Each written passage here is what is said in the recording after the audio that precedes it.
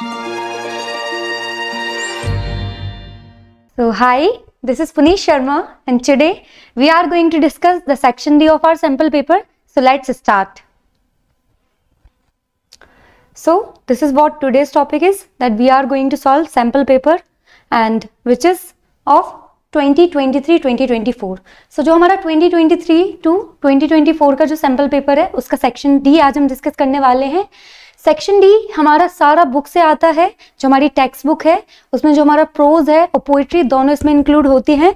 So I would say easy section होता है, हमें ट्राई करना चाहिए कि जो भी हमारा सेक्शन डी है उसमें हम सबसे ज़्यादा स्कोर कर पाएँ, क्योंकि आपको कॉम्प्रिहेंशन में थोड़ी सी प्रॉब्लम हो सकती है, आपको ग्रामर पोर्शन में आपको दिक्कत हो सकती है, राइटिंग सेक्शन में हो सकती है, बट टेक्स्ट बुक का पोर्शन ऑलरेडी आपको पता रहता है, आपने पढ़ा होता है। सो इट्स बेटर कि आप ट्राई करें कि जो आपका सेक्शन डी है उसमें आप मैक्सिमम स्कोर करें।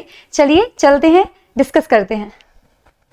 ओके हाँ, सो सेक्शन डी में जो आपका फर्स्ट क्वेश्चन रहता है वो रहता है आपका मल्टीपल चॉइस क्वेश्चन। ठीक है, सो आपसे मल्टीपल चॉइस क्वेश्चंस पूछे जाएंगे, सब बहुत ज़्यादा इजी रहते हैं और इन टेक्स्ट आते हैं, टेक्स्ट के अंदर में से मिलेगा। सो जस्ट मेक श्योर करें कि आप जब भी आप कोई भी चैप्टर पढ़ने वाले हैं तो उसको डिटेल तरीके से पढ़ें, ताकि जब भी एमसीक्यूज की बात आए तो आप इजीली उसको सॉल्व कर सकें। ठीक है, सो जितने भी एमसीक्यूज रहेंगे सारे टेक्स्ट बुक से ही रहेंगे। सो कोई भी टफ नहीं रहेगा, सब बहुत ईजी रहेंगे। अगर आपने चैप्टर बहुत अच्छे से पढ़ा है तो आप इसको इजीली सॉल्व कर पाएंगे। हम देखते हैं हमारा फर्स्ट क्वेश्चन क्या है। One more thing is there कि जो आपका एमसीक्यूज आते हैं वो 1 मार्क्स के आते हैं। ठीक है, हर एक क्वेश्चन 1 मार्क का रहेगा।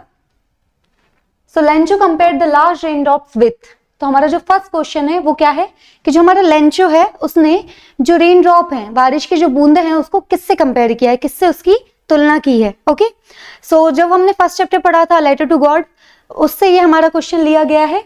उसका प्रोटैगनिस्ट रहता है हमारा लेंचो और वो कंपेयर करता है रेन ड्रॉप को, किससे कंपेयर करता है, वो कंपेयर करता है न्यू कॉइन से। ओके, और हेल स्टोन स्टार्ट हो जाता है, तो जो हेल स्टोन रहता है उसकी जो बूंदे रहती है उसको कंपेयर करता है वो पर्ल से। सो कंफ्यूज नहीं होना है पर्ल और न्यू कॉइन्स में। सो आपको याद रखना है कि जो रेन ड्रॉप है उसको किससे कंपेयर किया गया था, जो बारिश की बूंदे हैं उनको कंपेयर किया गया था न्यू कॉइन से, नए सिक्कों से। ठीक है, नेक्स्ट क्वेश्चन देखते हैं।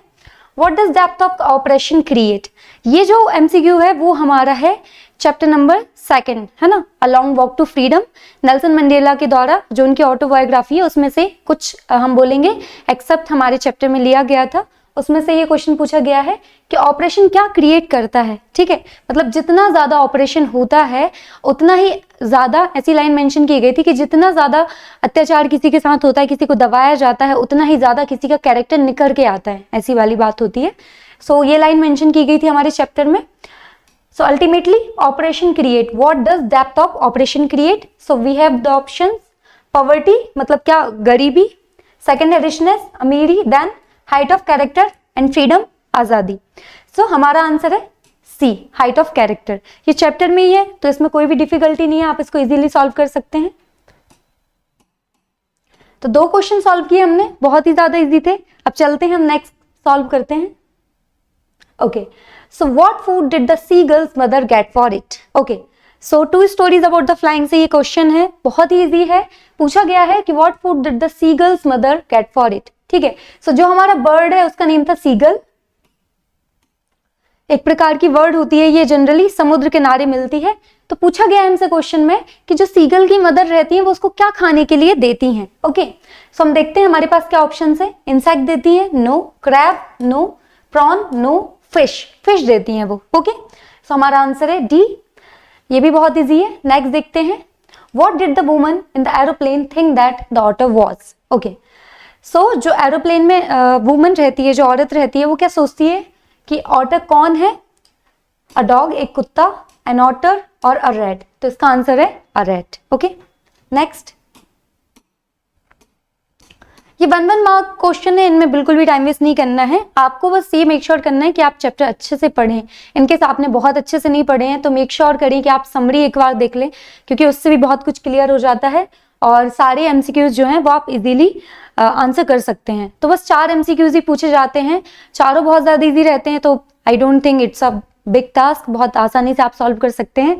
अब हम नेक्स्ट हम जो हमारे सीन पैसेज रहते हैं वो आते हैं। लाइक आपका जो चैप्टर है उसमें से वो एक पैराग्राफ उठाएंगे और आपको एज अ सीन पैसेज दे देते हैं, वो कुछ क्वेश्चंस पूछते हैं, आपको उसको आंसर करना पड़ता है। नेक्स्ट हम रीड करते हैं जो भी हमारा सीन पैसेज है। एक बार क्वेश्चन रीड करेंगे।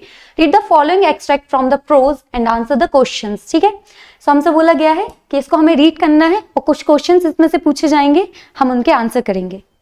तो इसको रीड करते हैं हम एक बार। Paper has more patience than people. तो इसमें बोलना है कि जो पेपर होता है ना, हमारा जो कागज होता है उसमें ज्यादा पेशेंस होता है, उसमें ज्यादा धैर्य होता है। पेशेंस मतलब क्या होता है? धैर्य।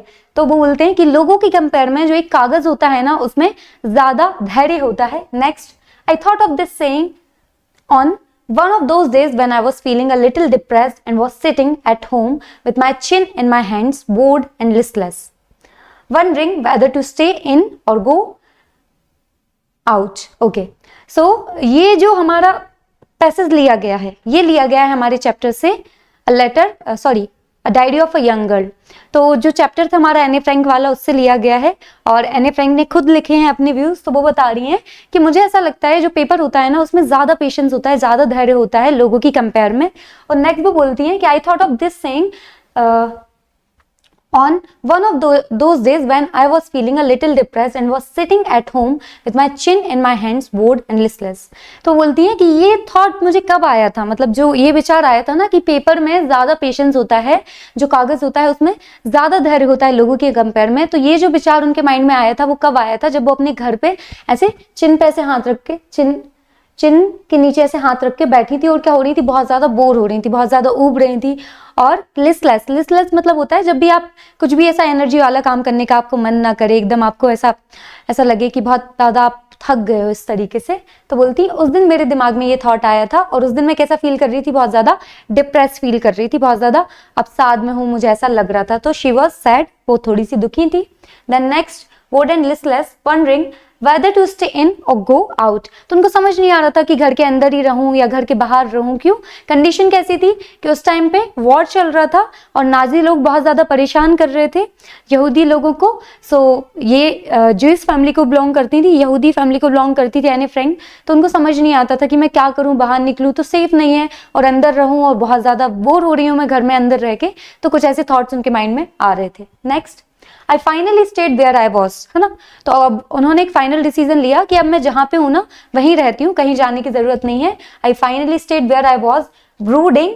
तो ब्रूडिंग मतलब होता है जब आप बहुत ज्यादा किसी चीज को लेके सोचते हैं, लाइक अच्छी तरीके से, थॉटफुल, है ना। तो थॉटफुल हम वाइज कहेंगे कि बहुत ज्यादा किसी चीज पे लेके उसके प्रोस एंड कॉन्स सब कुछ सोच रही हैं। Next, I finally stayed where I was, brooding. Yes, paper does have more patience, है ना। वो फाइनली कंक्लूड करती हैं कि हाँ, पेपर के पास में ज्यादा पेशेंस होता है, जो हमारा कागज होता है उसमें ज्यादा धैर्य होता है लोगों की कंपेयर में। And since I am not planning to let anyone else read this step back notebook, grandly referred to as diary, unless I should ever find a real friend, it probably won't make a bit difference. Okay? और उन्होंने decide किया था कि मेरी ये जो diary है जिसको स्टेप बैक भी बोला जाता है और जनरली लोग इसको क्या बोलते हैं? डायरी बोलते हैं। तो मैं किसी से कुछ भी शेयर नहीं करने वाली हूँ, मैं इसमें जो भी लिखने वाली हूँ, unless I find a real friend, जब तक कि मुझे एक सच्चा दोस्त नहीं मिल जाता तब तक मैं किसी को भी शेयर नहीं करने वाली हूँ। तो कोई बड़ी बात नहीं कि मैं इसमें कुछ भी लिखूं। ओके, सो ये हमारे सीन पैसेज हमने पढ़ा, इसका मतलब था। अब हम इसके क्वेश्चन आंसर सॉल्व करते हैं। आई होप आपको सब कुछ समझ आया होगा। अब हम देखते हैं इसके क्वेश्चन सॉल्व करेंगे। नेक्स्ट, सो क्वेश्चंस में क्या है? जो हमारा फर्स्ट क्वेश्चन है, from which lesson has this text been taken. ठीक है, सो जो सीन पैसेज हमारा लिया गया है वो किस चैप्टर से लिया गया है? तो वी आर श्योर कि एने फ्रैंक वाला जो चैप्टर है वहां से लिया गया है। अब हम चेक करते हैं। Black aeroplane, so we will not go with A option, A नहीं है। From the diary of Anne Frank, yes, from the diary of Anne Frank से हमारा पैसेज लिया गया है और अल्टीमेटली C भी कैंसिल आउट हो जाएगा, हम उसका एलिमिनेट कर देंगे। We have already got the answer, so answer B from the diary of Anne Frank. Okay, next. Okay, question number second, who has more patience than people. Okay, so हमसे क्वेश्चन में पूछा गया है कि किसके पास ज्यादा धैर्य होता है लोगों की कंपेयर में, लोगों की तुलना में किसके पास ज्यादा धैर्य होता है। सो हमने ऑलरेडी अभी हमने जो पैसेज है वो रीड किया है और उसमें लिखा था कि paper has more patience than people. So हम देखते हैं, हमारे पास है यहाँ पे मैन, नो, हम इसको एलिमिनेट करेंगे, पेपर यस, और हैंड्स अल्टीमेटली एलिमिनेट हो जाएगा. So we will go with B, option B, कि paper has more patience than people. One more thing is that कि जब भी आप कोई भी पैसेज सॉल्व करें तो आप ये कर सकते हैं कि पहले आप क्वेश्चंस पढ़ लें, ताकि आपको पूरा पैसेज समझने की बहुत ज़्यादा ज़रूरत नहीं होती. आप पहले क्वेश्चंस पढ़ सकते हैं और इससे आप ये मेक श्योर करेंगे कि आपका कम टाइम लगेगा पैसेज को सॉल्व करने में. आप पहले क्वेश्चंस पढ़िए तो आपको याद रहेगा कि आखिर क्वेश्चंस में क्या पूछा गया है. तो आप जब भी पैसेज को रीड कर रहे होंगे तो आपके माइंड में रहेगा कि हाँ, ये क्वेश्चन पूछा गया है तो इसका आंसर मुझे यहाँ पे फाइंड आउट करना है. सो जस्ट मेक श्योर कि आप पहले क्वेश्चंस पढ़ लीजिए, उसके बाद पैसेज को रीड कीजिए, तो कम टाइम लगेगा और बहुत इजीली आप अपने क्वेश्चन के आंसर्स दे पाएंगे. Next question 3, which of these words is similar to the word brooding. Okay, so ये वर्ड हमारे पैसेज में यूज किया गया था, हम देख लेते हैं. Okay, so brooding is there.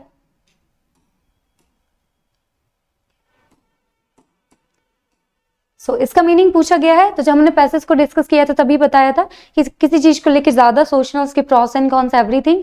सो इसका आंसर है थॉटफुल. हम देखते हैं हमारे पास ऑप्शन में है या नहीं.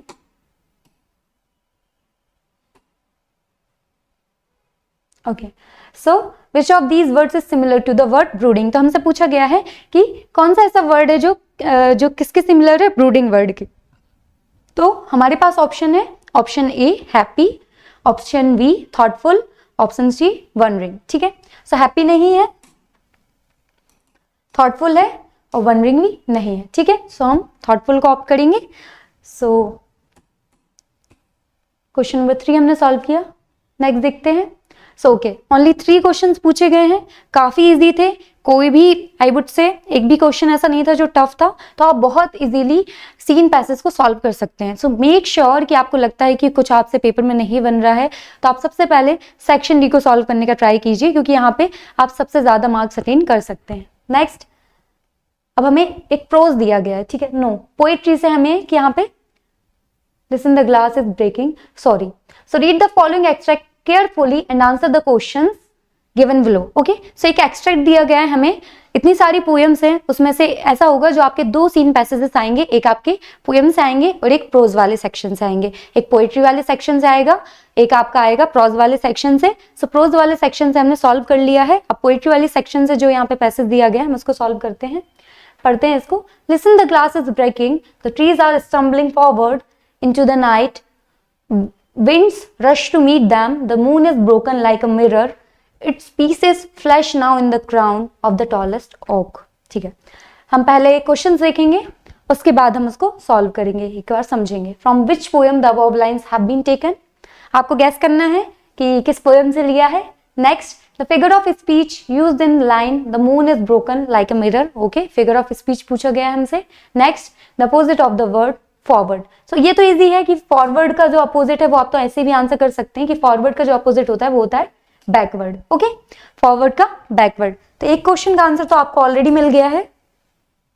नेक्स्ट क्वेश्चन है the figure of speech used in the poem the moon is broken like a mirror. अब इसको भी आप सॉल्व कर सकते हैं. क्यों? क्योंकि जहां पे ये वर्ड लाइक किसी को कंपेयर किया जाता है किसी से, है ना, तो वहां पे ऐसे वर्ड यूज होते हैं सेम, लाइक, है ना.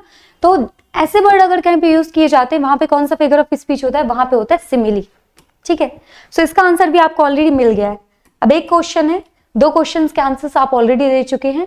एक क्वेश्चन है, एक और हम पोएम को पढ़ते हैं, क्योंकि ये जरूरी है कि अगर हम एक यहाँ पे दिया गया है पैसेज तो हम उसको डिस्कस करें, ताकि इनकेस और भी कोई क्वेश्चंस आपसे पूछे जाएं सेम पैसेज से तो आप आंसर कर पाए. ठीक है, so listen the glass is breaking. Okay, so यहाँ पे जो पोएट है वो बोल रही हैं कि listen the glass is breaking, जो ग्लास है ना उसकी टूटने की आवाज आ रही है, उसको सुनो. The trees are stumbling forward into the night, है ना. और जो ट्रीज है वो क्या कर रहे हैं, स्टम्बल कर रहे हैं, लाइक ऐसे एकदम हड़बड़ी में नहीं चलते, वो वाली बात है. जैसे क्लास में आपका रिसेस वगैरह होता होगा, ठीक है, जब ब्रेक वगैरह हो जाता है तो क्या हो जाता है कि बहुत सारे बच्चे क्लास से एकदम से साथ में निकलते हैं. ओके, तो उसकी वजह से क्या होता है, एक दूसरे से टकराते हैं, एकदम हड़बड़ी में चलते हैं. तो वो वाली बात यहाँ पे बताई गई है. The trees are stumbling forward into the night, है ना. तो घर से बाहर निकल रहे हैं ये जो ट्रीज हैं. ये कहाँ से ली गई है, ये जो हमारी पोएम, ये लाइंस जो हमने ली है ना वो हमने ली है द ट्रीज पोएम से. ओके, सो यहाँ पे बताया गया है कि जो ट्रीज है ना वो कहाँ से निकल रहे हैं, घर से निकल रहे हैं, और एकदम से सब साथ में निकल रहे हैं ना, तो क्या कर रहे हैं, स्टम्बल कर रहे हैं, है ना, हड़बड़ी में निकल रहे हैं, तो टकरा रहे हैं एक दूसरे से. The trees are stumbling forward into the night, winds rush to meet them, okay. और जैसे ही घर से बाहर निकल रहे हैं ना सारे ट्रीज, सारे पेड़, तो विंड क्या कर रही है, उनको वेलकम कर रही है कि वेलकम, ठीक है। विंड क्या कर रही है, उनको वेलकम कर रही है, एकदम रश, एकदम भागते हुए आ रही है उनको क्या करने के लिए, वेलकम करने के लिए, क्योंकि जो सारे ट्रीज घर में है ना वो बाहर निकल रहे हैं। Next, the moon is broken like a mirror, its pieces flash now in the crown of the tallest oak, ठीक है। तो बोलते हैं ऐसा लग रहा है कि मून के ना टुकड़े हो गए, moon is broken like a mirror, जैसे मिरर टूट जाता है ना, तो बोलते हैं वैसे पीसेस हो गए मून के भी, वो भी टूट गया है। फिर आगे एक्सप्लेन किया गया है कि its pieces flash now in the crown of the tallest oak, ठीक है। तो ओक एक ट्री होता है, ठीक है, उसमें क्या होता है, ओक ट्री जो रहता है वो बहुत ज्यादा बड़ा रहता है, टॉल रहता है, और जनरली वो लाइक उसके फर्नीचर बनाने के लिए उसकी लकड़ी का यूज किया जाता है, तो अच्छा टॉल रहता है। तो बोलते हैं ऐसा लग रहा है कि जो ओक ट्री है ना उसके क्राउन की तरह दिख रहा है, क्या, ये हमारा जो सन है, सॉरी मून है, वो क्या बोला गया है कि its pieces flash now in the crown, its pieces flash now in the crown of the tallest oak, ठीक है। तो ओक ट्री है बहुत बड़ा सा, तो बोलते हैं कि जो हमारा मून है ना उसके टुकड़े हो गए हैं, लाइक पीसेस हो गए हैं, और ऐसा लग रहा है कि वो क्राउन की तरह, लाइक हमारा ये ट्री है हम बोलें, उसके ऊपर ऐसे क्राउन की तरह जो हमारा मून है वो, तो ऐसा लग रहा है कि इसके पीसेस हो गए हैं और वो एकदम ताज की तरह काम कर रहा है। किसके ताज की तरह काम कर रहा है, वो ओक ट्री के ताज की तरह काम कर रहा है, ओके ओके। सो ये हमने डिस्कस किया। अब हम देखते हैं क्या क्वेश्चन हमसे पूछा गया था। पहला क्वेश्चन क्या था, from which poem the above lines have been taken. So it's very easy question कि कहां से लिया गया है, तो हमें पता है कि द ट्रीज पोएम से ये जो हमारी लाइन्स है वो ली गई है। सो आंसर है हमारा द ट्रीज, ओके। सो बहुत ही इजी क्वेश्चन से, ऐसा कोई भी क्वेश्चन नहीं था जो टफ था। 3 क्वेश्चन इससे भी पूछे गए थे और हमने तीनों को आंसर किए, ओके। अब हम चलते हैं क्वेश्चन सॉल्व करते हैं। शॉर्ट क्वेश्चन आंसर्स पूछे जाते हैं जिसमें आपको लाइक 8 क्वेश्चंस दिए जाते हैं और 8 क्वेश्चंस में से वो आपसे 6 क्वेश्चन आंसर करने का बोलते हैं कि 8 में से कोई 6 क्वेश्चन आप आंसर कीजिए और आपको 30 वर्ड्स में आंसर करना रहता है। सो बहुत इजी क्वेश्चंस रहते हैं क्योंकि सब बुक से ही रहते हैं, कोई भी आउट ऑफ सिलेबस नहीं आता है। सो आप बहुत उसको इजीली लिख सकते हैं और जस्ट आपको 30 वर्ड्स में ही लिखना है। So it's a easy job है ना, आप आसानी से 30 वर्ड्स का आंसर लिख सकते हैं। सो सबसे पहले हम देख लेते हैं कि हमारे कौन से क्वेश्चन हैं जो हमसे पूछे गए हैं। पहले हम देखते हैं question number 11, answer the following question 30 words any 6, ठीक है। तो 8 क्वेश्चन है हमारे पास में, उसमें से हमें 6 क्वेश्चन सॉल्व करने रहेंगे और 6 में से 6 के सारे आंसर्स हमें 30 वर्ड्स में देने रहेंगे, ओके। सो जो आपके शॉर्ट क्वेश्चन आंसर्स आते हैं वो आपको 30 वर्ड में आंसर करने रहते हैं। सो जस्ट मेक श्योर कि आप जो भी शॉर्ट क्वेश्चन आंसर्स सॉल्व करें, लाइक शॉर्ट क्वेश्चंस के आंसर्स लिखें तो आप 30 वर्ड्स में लिखना, मिनिमम लिमिट है कि आपको मिनिमम 30 वर्ड्स में तो लिखना होगा। हम पहला क्वेश्चन देखते हैं। Why did the postmaster send money to Lanjo? Why did he sign the letter? God. Okay. So पहला क्वेश्चन हमारा क्या है, फर्स्ट चैप्टर से a letter to God। बहुत इजी क्वेश्चन है, हमने ऑलरेडी इसको सॉल्व किया है कि why did the postmaster send money to the Lanjo? कि जो पोस्टमास्टर रहता है वो पैसे क्यों भेजता है लेंचो को, and why did he sign the letter? God। और जब वो सिग्नेचर करता है लेटर पे वो गॉड क्यों करता है, ठीक है, ये हमारा क्वेश्चन है। नेक्स्ट क्वेश्चन देखते हैं। नेक्स्ट क्वेश्चन है हमारा, What ideas did Nelson Mandela set out for the future of South Africa? ठीक है। सो नेल्सन मंडेला ने कुछ आइडियल्स, कुछ आदर्श सेट करके रखे थे, डिसाइड करके रखे थे कि हमारा जो साउथ अफ्रीका है वो ऐसा होना चाहिए, लाइक हम इन चीज़ों से पूरी तरीके से छुटकारा पा लें और इस तरीके से हम जाने जाएं फ्यूचर में। तो ऐसे कौन से आदर्श थे जो नेल्सन मंडेला के द्वारा सेट किए गए थे अपने कंट्री के लिए, अपने नेशन के लिए? ये हमारा सेकंड क्वेश्चन है। नेक्स्ट क्वेश्चन है हमारा, why is Coorg compare to heaven? ठीक है। सो जो हमारा कुर्ग है उसकी जो तुलना की गई है वो स्वर्ग से क्यों की गई है? ठीक है, हेवन मतलब होता है स्वर्ग और कंपेयर मतलब तुलना। तो जो हमारा कुर्ग है उसकी तुलना हेवन से क्यों की गई है, स्वर्ग से क्यों की गई है? ये हमारा थर्ड क्वेश्चन है। Next question number 4, why was the otter named Maxwell's otter? ठीक है, तो ऑटर का नेम मैक्सवेल ऑटर क्यों पड़ा? ओके, ये हमारा फोर्थ क्वेश्चन है। फिफ्थ देखते हैं, what was the source of unending joy for वाली?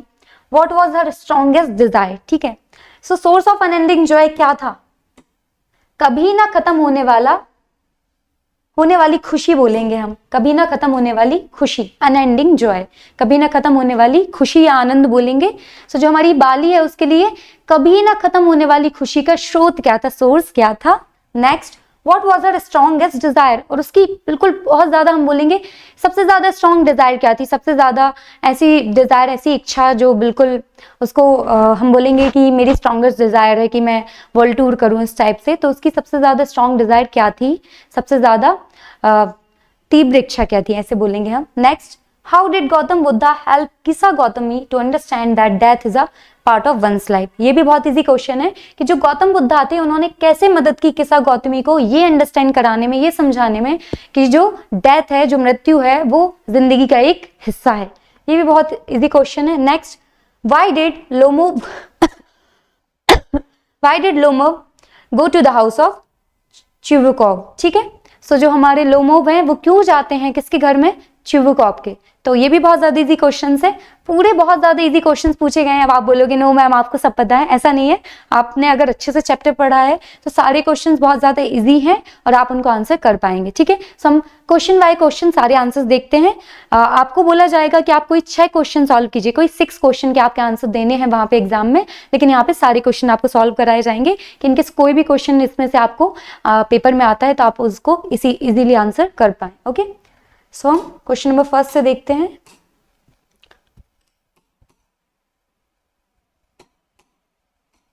एक बार आप लोग भी सारे क्वेश्चंस पढ़ लीजिए, फिर हम आंसर्स देखते हैं।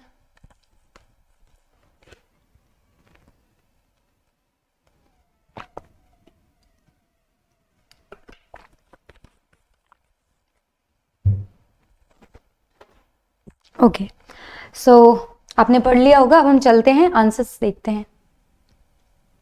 Next, Why did the postmaster send money to Lancho? Why did he sign the letter God? ठीक है, तो ये हमारा पहला क्वेश्चन है कि पोस्टमास्टर ने आखिर लेंचो को पैसे क्यों भेजे और उन्होंने क्यों साइन किया लेटर को एज अ गॉड, की ये जो लेटर है वो गॉड की तरफ से आए क्योंकि गॉड के सिग्नेचर उन्होंने किए पोस्टमास्टर ने। तो हमें इसका आंसर देखना है। क्वेश्चन बहुत ज्यादा इजी है, मेक श्योर कीजिए आप ये फुल अटेंशन से समझना है। क्यों? क्योंकि इनकेस अगर ये क्वेश्चन भी आपके पेपर में आता है तो आप इजीली उसको आंसर कर पाए। ठीक है, हम आंसर देखते हैं। The postmaster is the story, the postmaster in the story is a kind man. जो हमारे पोस्टमास्टर है वो क्या है, बहुत ज्यादा दयालु इंसान है। काइंड मतलब दयालु, तो कहानी मतलब जो हमारी कहानी है लेटर टू गॉड, उसमें जो हमारे पोस्टमास्टर है वो बहुत ज्यादा दयालु है। नेचर जैसा है उनका, नेचर कैसा है, उनका बिहेवियर कैसा है कि वो बहुत ज्यादा दयालु है। Is a kind man, he is very impressed by Lencho's faith in God.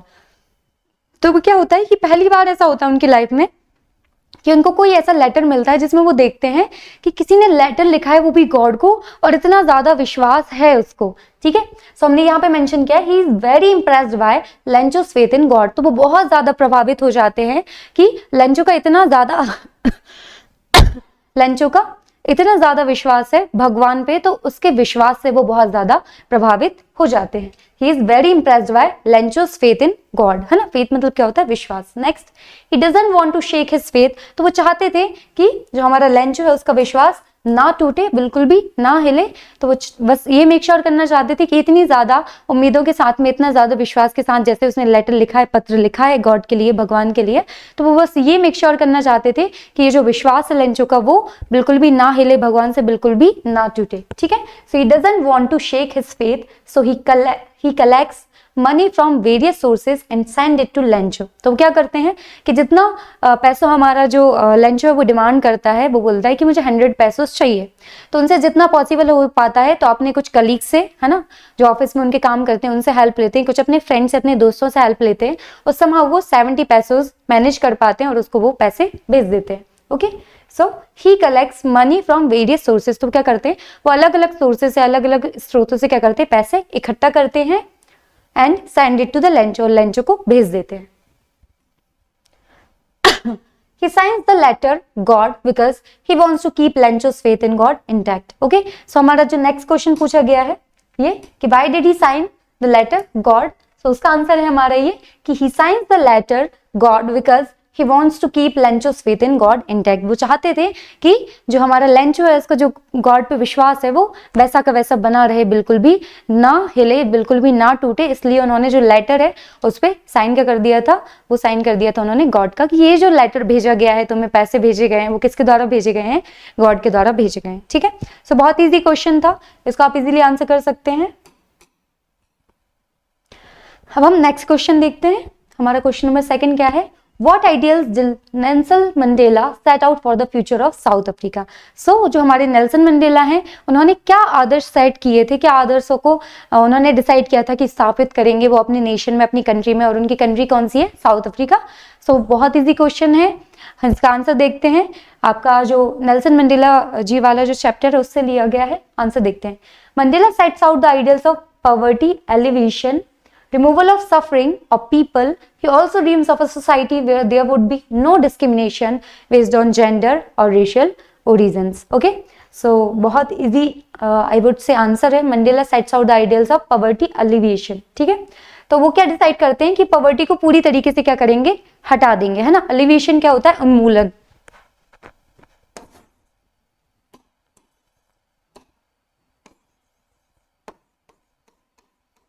Elevation होता है उन्मूलन, ठीक है, मतलब जड़ से उस चीज को खत्म करना चाहते थे, किसको, पॉवर्टी को। पॉवर्टी क्या होती है, गरीबी। तो वो चाहते थे कि गरीबी को पूरी तरीके से खत्म किया जाए साउथ अफ्रीका में।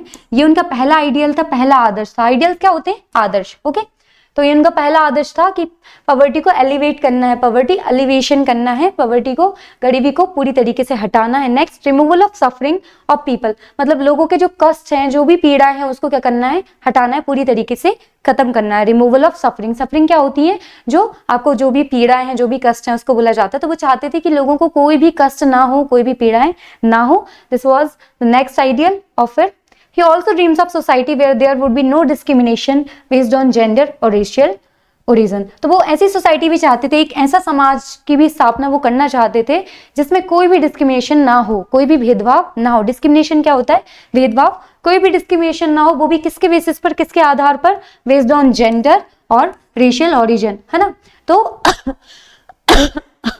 तो वो चाहते थे कि जेंडर के बेसिस पर कोई भी डिस्क्रिमिनेशन ना हो, कोई भी भेदभाव ना हो, और रेशियल ओरिजिन पे, मतलब आपकी जो भी नस्ल है उसके बेसिस पर भी कोई भी भेदभाव ना हो। ठीक है, सो ये काफी इजी क्वेश्चन था। अल्टीमेटली थोड़ी सी 2-3 बातें यहाँ पे कही गई हैं कि कौन से आइडियल सेट करना चाहते थे हमारे नेल्सन मंडेला। तो वो चाहते थे कि गरीबी को एलिवेट किया जाए, पूरी तरीके से हटाया जाए, और जो लोगों की जो भी सफरिंग्स है उसको भी पूरी तरीके से खत्म किया जाए, उसको भी हटाया जाए। और वो चाहते थे कि ऐसा समाज की स्थापना की जाए जिसमें क्या हो, कोई भी भेदभाव ना हो, जेंडर के बेसिस पर, कि आप लड़के हैं कि लड़की हैं, उस बेसिस पर कोई भी भेदभाव नहीं हो, और आपकी जो भी नस्ल है, आप जिस भी जाति को बिलोंग करते हैं, उसके बेसिस पर भी कोई भी भेदभाव ना हो। ओके, डिस्क्रिमिनेशन मतलब होता है भेदभाव। Let me write the word meaning.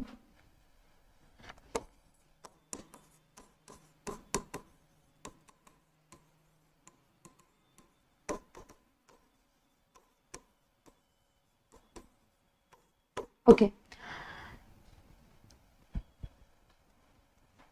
So I don't think there is any word left. है कोई भी ऐसा वर्ड नहीं है जो आपको ना आए। पॉवर्टी मतलब होता है गरीबी, एलिवेशन मतलब उसको खत्म करना पूरी तरीके से। नेक्स्ट, रिमूवल मतलब हटाना, जितने भी कष्ट हैं, सफरिंग मतलब पीड़ा या कष्ट। एंड नेक्स्ट, सोसाइटी जो वर्ड यूज हुआ है वो समाज को बोला जाता है, सोसाइटी। एंड नेक्स्ट, डिस्क्रिमिनेशन मतलब होता है भेदभाव, और जेंडर और रेशियल ओरिजिन, कि आपकी जो भी नस्ल है उसके बेसिस पर कोई भी भेदभाव नहीं होना चाहिए। अब हम नेक्स्ट चलते हैं, हमारा नेक्स्ट क्वेश्चन डिस्कस करते हैं। नेक्स्ट क्वेश्चन है आपका, why is Coorg compare to heaven, मतलब जो कुर्ग है उसकी तुलना उससे क्यों की गई, स्वर्ग से क्यों की गई। हेवन क्या होता है, स्वर्ग। हेवन होता है आपका स्वर्ग, स्वर्ग को बोला जाता है हेवन। ओके, सो जो हमारा कुर्ग है उसकी तुलना हेवन से क्यों की गई है। सो हम उसको आंसर देखते हैं कि Coorg is compare to heaven because of its natural beauty. Okay, so Coorg को कंपेयर किया गया हेवन से उसकी प्राकृतिक सुंदरता के कारण। नेचुरल ब्यूटी मतलब उसकी प्राकृतिक सुंदरता। ब्यूटी मतलब क्या होती है, ब्यूटी होता है सौंदर्य। ठीक है, तो प्राकृतिक सौंदर्य के कारण जो कुर्ग है उसको किससे कंपेयर किया गया है, हेवन से कंपेयर किया गया है, उसकी हेवन से तुलना की गई है। नेक्स्ट, इट्स एवरग्रीन फॉरेस्ट, उसके जो सदाबहार वन है, मतलब कभी भी उनके पत्ते नहीं झड़ते, ऐसे वनों को क्या बोला जाता है, सदाबहार बोला जाता है। Like through out the year वो अपनी पत्ती नहीं गिराते हैं और उसमें हरी हरी पत्तियां आपको देखने को मिलती हैं। तो ऐसे जो फॉरेस्ट रहते हैं उनको एवरग्रीन बोला जाता है। So it's evergreen forest, rolling hills, उसकी जो घुमावदार पहाड़ियां हैं उनकी बात चल रही है। देन कॉफी प्लांटेशन है ना, प्लांटेशन किसको बोला जाता है, बागानों को बोला जाता है, तो कॉफी के बागानों की बात चल रही है। एंड स्पाइस ट्रीज है ना, तो जो आपके मसाले रहते हैं उनको स्पाइसेस बोला जाता है, तो स्पाइसेस ट्रीज की बात चल रही है। Next, the freshness of the natural surrounding is further enhanced by the aroma of coffee, तो बोलते हैं कि जो वातावरण है वहां का, उसकी ताजगी और ज्यादा बढ़ जाती है किसकी अरोमा के कारण, कॉफी की अरोमा के कारण, कॉफी की खुशबू के कारण। ओके, सो ये हमारा आंसर था कि अल्टीमेटली बोला गया है कि Coorg is compare to heaven because of its natural beauty, तो उसके प्राकृतिक सौंदर्य के कारण जो कुर्ग है उसको कंपेयर किया गया है किससे, हेवन से कंपेयर किया गया है। नेक्स्ट, इट्स एवरग्रीन फॉरेस्ट, ठीक है, तो वहां पे बताया गया कि क्या क्या चीजें वहां पे जिसकी वजह से वो बहुत ज्यादा ब्यूटीफुल है कुर्ग, तो वहां की एवरग्रीन फॉरेस्ट, वहां के जो सदाबहार वन है वो। नेक्स्ट, रोलिंग हिल्स, वहां की घुमावदार पहाड़ियां, आपने देखा होगा बहुत सारी ऐसे रोलिंग हिल्स रहती हैं, उसके कारण जो नेचर बहुत ज्यादा ब्यूटीफुल लगता है। नेक्स्ट, कॉफी प्लांटेशन, वहां पे चाय के बागान है। एंड स्पाइस ट्रीज और मसालों के पेड़ हैं वहां पे, उसकी वजह से वो बहुत ज्यादा ब्यूटीफुल लगता है, और इसी के कारण जो प्लेस है कुर्ग, वहां पे नेचुरल ब्यूटी देखने को मिलती है। ये सब चीजें उसका हम बोलेंगे उसका हिस्सा है। Next, the freshness of the natural surrounding is further enhanced by the aroma of coffee, तो बोलते हैं कि जो प्राकृतिक हम बोलेंगे वातावरण है उसकी हम बोलेंगे वो और ज्यादा उसकी फ्रेशनेस के कारण क्या होता है कि उसकी ब्यूटी और ज्यादा इनहांस हो जाती है और ज्यादा बढ़ जाती है। ओके, सो ये हमने क्वेश्चन डिस्कस किया, ये भी काफी इजी था। अब हम चलते हैं नेक्स्ट क्वेश्चन देखते हैं। Next, what was the otter named Maxwell's otter, ठीक है, तो ऑटर का नेम मैक्सवेल्स ऑटर क्यों रखा गया, आंसर देखेंगे हम। The otter was named by zoologist as Lutrogale perspicillata maxwelli, hence it was called Maxwell's otter in short, ठीक है, तो जो जूलॉजिस्ट होते हैं है ना, जो एनिमल से रिलेटेड चीजें पढ़ते हैं उनकी बात चल रही है, प्राणी शास्त्र है ना, प्राणी शास्त्र बोला जाता है इनको। तो the otter was named by zoologist, एक जो जूलॉजिस्ट थे उन्होंने उसका नेम दिया था, क्या दिया था, लुट्रोगाले पर्स्पिसिलाटा मैक्सवेली, है ना, इसलिए उसका नेम क्या रख दिया गया, मैक्सवेल्स ऑटर, शॉर्ट में रख दिया गया। ओके, सो इसका आंसर हमने देखा, काफी इजी है ये, जस्ट आपको इतना भी पता हो तो आप इजीली आंसर कर सकते हैं। अब हम नेक्स्ट क्वेश्चन देखेंगे हमारा कि what was the source of unending joy for Wali, what was the strongest desire, ठीक है, तो दो क्वेश्चंस पूछे गए। पहला क्वेश्चन है हमारा what was the source of unending joy for वाली, जो हमारी बाली थी उसके लिए कभी खत्म न होने वाली खुशी का स्रोत क्या था, ठीक है, सोर्स क्या होता है, स्रोत होता है, ठीक है, एंड अनएंडिंग मतलब जो कभी ना खत्म हो, अनएंडिंग जॉय, तो कभी ना खत्म होने वाली खुशी का स्रोत क्या था हमारी बाली का। Next, What was her strongest desire, उनकी सबसे ज्यादा स्ट्रॉन्ग डिजायर कौन सी थी, उनकी सबसे ज्यादा तीव्र इच्छा कौन सी थी, तो बहुत ही सिंपल क्वेश्चन है, आंसर देखते हैं। The sight of the bus that traveled between her village and nearest town filled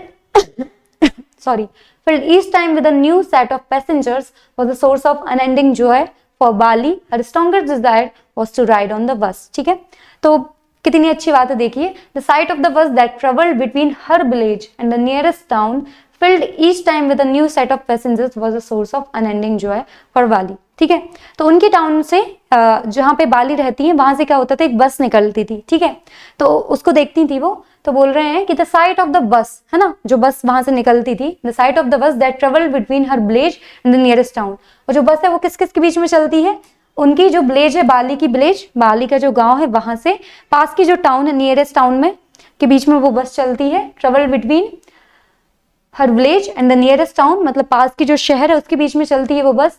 field each time with a new set of passengers, और हर बार जब वो आती है तो क्या होता है, नए पैसेंजर्स रहते हैं उसमें, नए यात्रियों से वो भरी होती है।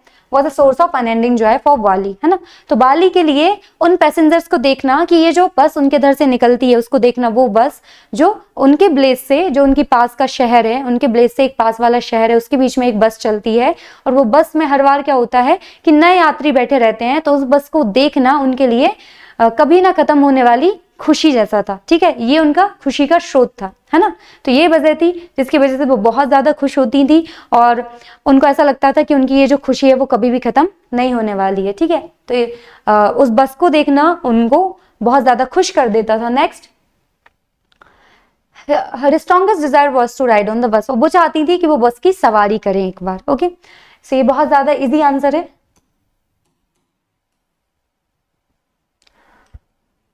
The site of the bus, okay.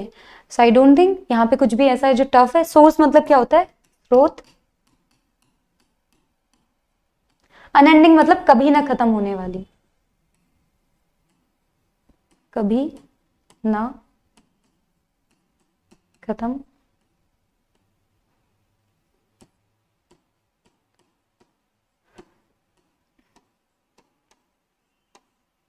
वाली। Next, strongest Dzire. डिजायर क्या होती है? आपकी इच्छा। एंड नियरेस्ट टाउन मतलब जो पास का शहर है, और विलेज गांव को बोला जाता है। सो बहुत ही इजी आंसर है। अब हम चलते हैं नेक्स्ट क्वेश्चन डिस्कस करते हैं। So how did Gautam Buddha help Kisha Gotami to understand that death is part of one's life? ठीक है, सो गौतम बुद्धा ने कैसे मदद की कीशा गौतमी को ये समझाने में कि जो मृत्यु है वो क्या है? जिंदगी का एक हिस्सा है। ये हमारा क्वेश्चन है।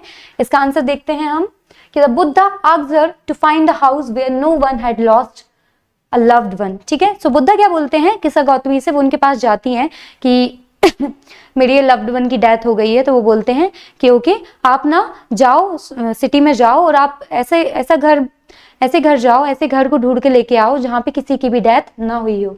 So the Buddha asked her to find a house where no one had lost a loved one. ठीक है, तो वो कीशा गौतमी से बोलते हैं बुद्धा कि आप जाओ और एक ऐसा घर ढूंढ के लेके आना जहाँ पे किसी ने किसी भी अपने को ना खोया हो, है ना, किसी भी रिलेटिव को ना खोया हो। आप एक ऐसा घर ढूंढ के लाओ और जाओ आप सिटी में ऐसे ढूंढ के लेके आओ। ठीक है, so the Buddha asked her to find a house where no one had lost a loved one but Kisha was unable to find any such house. ठीक है, तो जब वो ढूंढने के लिए जाती हैं कोई ऐसा घर जिसमें किसी ने भी किसी रिलेटिव को ना खोया हो, किसी रिलेटिव की डेथ ना हुई हो, तो जब कीशा जाती हैं और ढूंढती हैं तो उनको कोई भी घर ऐसा नहीं मिलता जहाँ पे किसी की डेथ ना हुई हो। ठीक है, but Kisha was unable to find any such house, है ना, उनको कोई भी एक भी घर ऐसा नहीं मिलता जहाँ पे किसी की डेथ ना हुई हो, किसी ने अपने को ना खोया हो।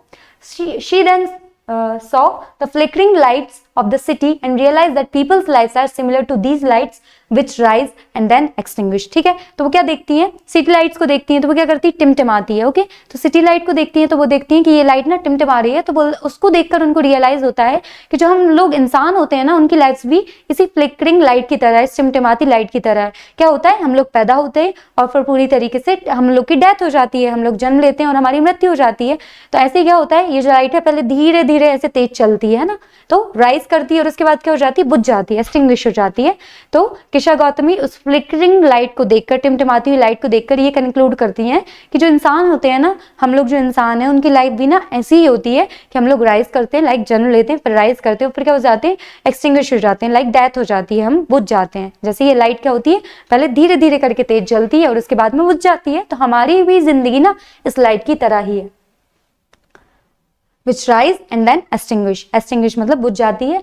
In this way she realized that life and death is a normal process। ठीक है, तो इस तरीके से उनको एहसास होता है कि जो लाइफ एंड डेथ है ये बहुत नॉर्मल प्रोसेस है, नॉर्मल प्रक्रिया है। क्यों? क्योंकि लोग जन्म लेते हैं तो फॉर श्योर है कि जन्म लेंगे तो उनकी डेथ भी होगी। ओके, सो ये हमारा आंसर था, काफी इजी था। फ्लिकरिंग मतलब टिमटिमाना।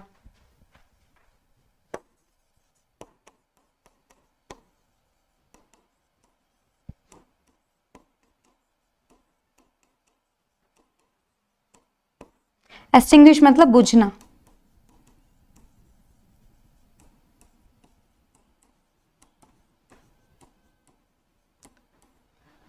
ओके, सो नेक्स्ट देखते हैं हम। नेक्स्ट क्वेश्चन देखते हैं हमारा। Okay, so why did Lomov go to the house of Chubukov? ठीक है, तो हमसे पूछा गया है कि जो हमारा लोमोव है वो चिवुकोव के घर आखिर क्यों गया था। ठीक है, ये क्वेश्चन हमसे पूछा गया है। तो वो गया था, वो हाथ मांगने के लिए गया था अपनी शादी के लिए। आंसर देखते हैं। Lomov came to Chubukov's house to ask him for the hand of his daughter. ठीक है, तो वो क्यों जाता है? लोमोव उसके घर जाता है, वो उसकी डॉटर का, चिवुकोव की जो डॉटर है नतालिया, उसका हाथ मांगने, शादी के लिए उसका हाथ मांगने।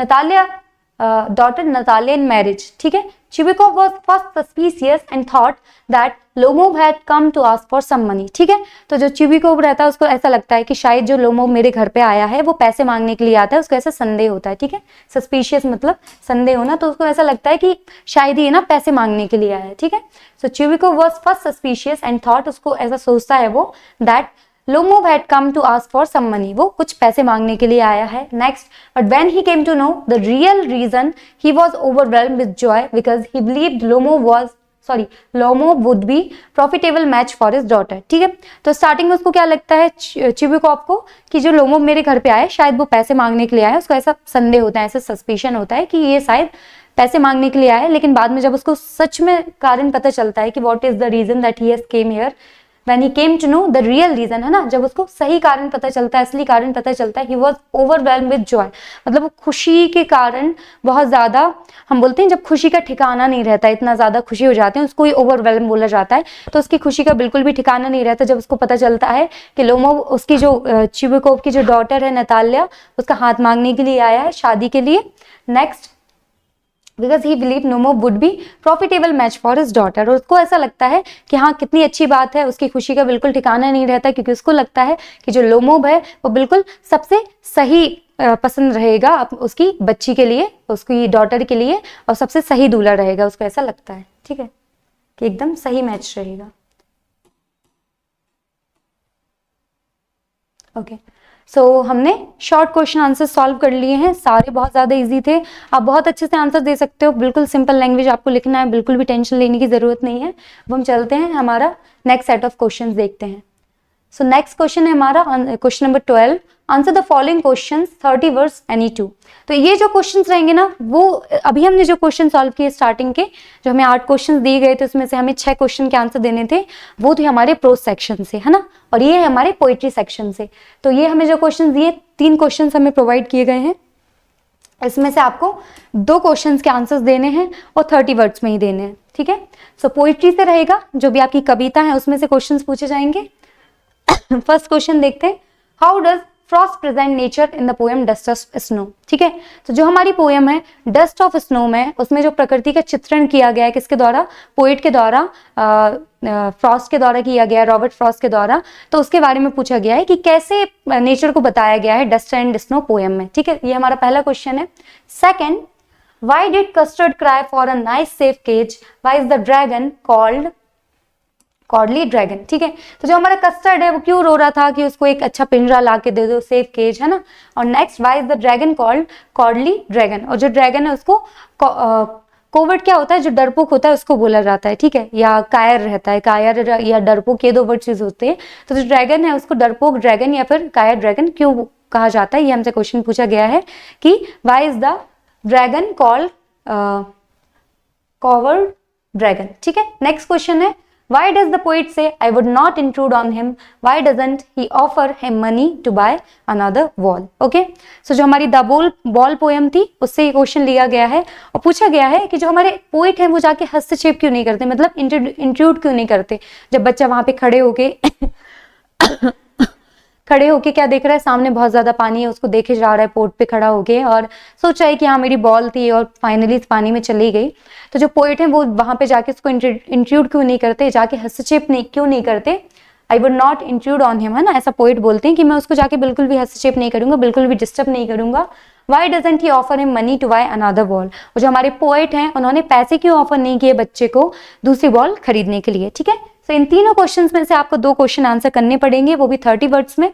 तीनों बहुत ज्यादा इजी क्वेश्चंस है, हम तीनों क्वेश्चन के आंसर्स देखते हैं 1 बाय 1.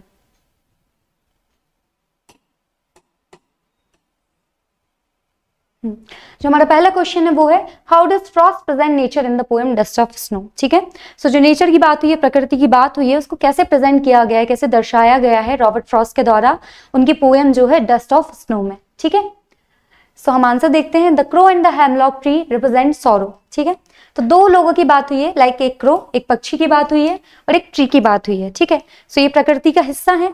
सो इन दोनों की बात हुई है, एक क्रो की बात हुई है, कौवे की बात हुई है और हेमलॉक ट्री की बात हुई है, और वो किसको रिप्रेजेंट करते हैं, वो रिप्रेजेंट करते हैं सॉरो. सॉरो मतलब होता है दुख. सो जो हमारा क्रो है और जो हमारा हेमलॉक ट्री है वो किसको रिप्रेजेंट करते हैं? सॉरो को रिप्रेजेंट करते हैं। Next, the dust of snow that is shaken of the hemlock tree by the crow stand for the Joy that Frost experiences. ठीक है, तो कौए की वजह से क्या होता है कि वो थोड़ा सा ऐसे हिलता है, उसकी वजह से क्या होता है कि हेमलॉक ट्री पे जो हमारा क्रो है वो बैठा होता है, वो थोड़ा सा ऐसे मूव करता है, उसकी वजह से क्या होता है थोड़े से डस्ट पार्टिकल्स ऊपर से गिरते हैं और वो आके हमारे रॉबर्ट फ्रॉस्ट जो पोएट है उनके ऊपर गिर जाते हैं और उनको ऐसा लगता है कि ये जो स्नोफॉल हुआ है मेरे ऊपर, मतलब ये जो बर्फ की जो वर्षा मेरे ऊपर हुई है उसकी वजह से मेरा मूड एकदम चेंज हो गया और मुझे बहुत अच्छा अनुभव हुआ, खुशी का अनुभव हुआ। ठीक है, सो यही लाइन में लिखा हुआ है, the dust of snow that is shaken of the hemlock tree by the crow stand for Joy that Frost experiences. ठीक है, तो जब हेमलॉक ट्री पे जो हमारा क्रो बैठा है तो वो शेक करता है, उसकी वजह से क्या होता है कि कुछ स्नो पार्टिकल्स हमारे पोएट के ऊपर आके गिर जाते हैं क्योंकि वो उसी पेड़ के नीचे बैठे होते हैं और उसकी वजह से उनको बहुत ज्यादा हम बोलेंगे खुशी होती है, बहुत ज्यादा आनंद मिलता है। तो ये चीज किसको रिप्रेजेंट कर रही है? जॉय को रिप्रेजेंट कर रही है, खुशी को रिप्रेजेंट कर रही है। ठीक है, so stand for the Joy that Frost experiences, है ना, जिसका वो अनुभव करते हैं, जिस खुशी का वो अनुभव करते हैं। Next, therefore an unconventional tree and word in order to contrast them with joy in the form of snow। ठीक है, तो जो हमारी पोएम है जनरली क्या होता है पोएम्स में ना लाइक ब्यूटीफुल वर्ड्स दिखाए जाएंगे, पिकॉक की बात की जाएगी, कुकू की बात की जाएगी और कुछ ब्यूटीफुल पेड़ रहते हैं लाइक पाइन ट्री हो गया, इन सब की बात की जाती है। लेकिन जो रॉबर्ट फ्रॉस्ट है उन्होंने दो अनकन्वेंशनल ट्री की बात की है, अनकन्वेंशनल चीजों की बात की है। लाइक यहाँ पे एक वर्ड की बात की है क्रो जनरली, और पोएम्स में क्रो की बात नहीं की जाती, ब्यूटीफुल वर्ड्स की बात की जाती है, बट उन्होंने क्रो को ऑप्ट किया है और हेमलॉक ट्री की बात की जो कि काफी पॉइजनस ट्री होता है, तो उसकी भी बात जनरली बहुत ज्यादा पोएम्स में नहीं की जाती। तो उन्होंने क्या किया है कि अनकन्वेंशनल ट्री एंड वर्ड को यूज किया है अपनी पोएम में to contrast them with joy in the form of snow, है ना, अपनी खुशी को बताने के लिए, अपने आनंद को बताने के लिए इन द फॉर्म ऑफ स्नो। ठीक है, सो ये हमारे क्वेश्चन का आंसर है, डस्ट ऑफ स्नो से ली गई है ये क्वेश्चन। बहुत ही इंटरेस्टिंग पोएम है, आपको अच्छे से समझनी है। Next, why did Custard cry for a nice safe cage. ठीक है, जो कस्टर्ड है वो क्योर हो रहा था किसके लिए? एक सेफ केज के लिए, एक अच्छा सेफ सुरक्षित वाले पिंजरे के लिए। केज क्या होता है आपका? पिंजरा होता है। ये हमारा पहला क्वेश्चन है। Next, why is the dragon called cowardly dragon. ठीक है, और ड्रैगन को कायर ड्रैगन क्यों बोला गया? ये हमारे दो क्वेश्चन है, चलिए हम आंसर करते हैं। Custard cried for a nice safe cage because it was a coward, कि वो क्या था, वो नेचर से बहुत ज्यादा कायर था, बहुत ज्यादा डरपोक था, इसलिए वो क्या डिमांड कर रहा था कि मुझे ना एक अच्छा सा सेफ वाला पिंजरा आप लाके दे दो।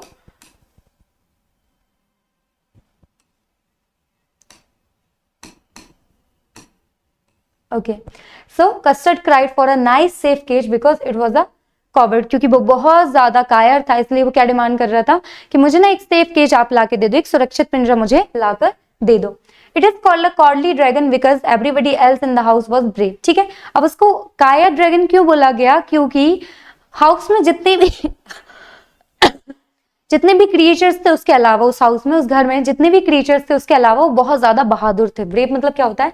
बहादुर। ठीक है, सो मेंशन किया गया है कि cowardly dragon because everybody else in the house was brave, कि उसके अलावा जितने भी क्रिएचर थे ना हाउस में, उस घर में, वो बहुत ज्यादा ब्रेव थे, बहुत ज्यादा बहादुर थे।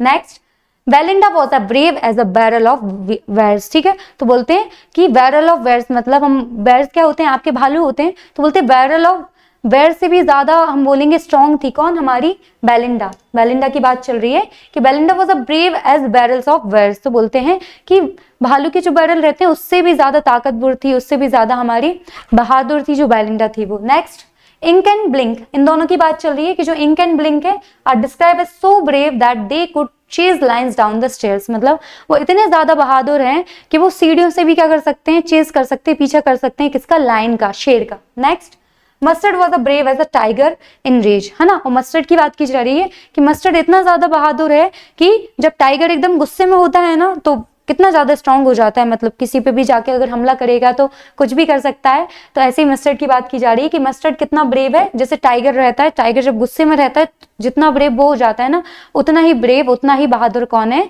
मस्टर्ड है। ठीक है, सो ये आंसर हमने डिस्कस किया।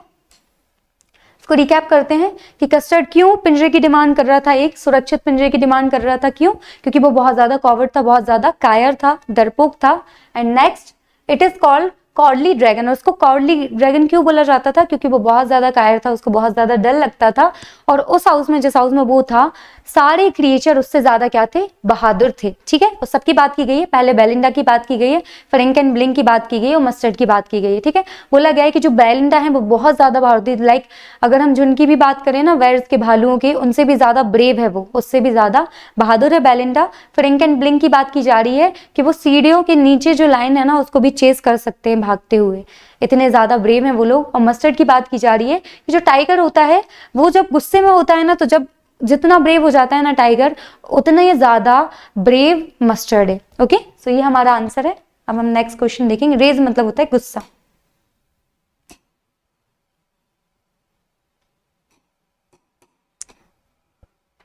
ये जो वर्ड रेज है इसका मतलब होता है गुस्सा, और ब्रेव मतलब क्या होता है? बहादुर।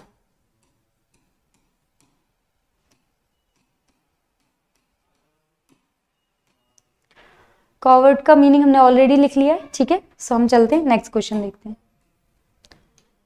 Okay, so question number 3, why does the poet say I would not intrude on him? ठीक है, तो पोइट ने ऐसा क्यों बोला कि वो बिल्कुल भी हस्तक्षेप नहीं करेंगे? मतलब जो बच्चा खड़े होके, पोर्ट पे खड़े होके अपनी बॉल को देख रहा है, किसी पानी में मेरी बॉल चली गई है, तो पोइट ऐसा क्यों बोलते हैं कि मैं उसको जाके बिल्कुल भी हस्तक्षेप नहीं करूंगा, बिल्कुल भी डिस्टर्ब नहीं करूंगा मैं बच्चे को?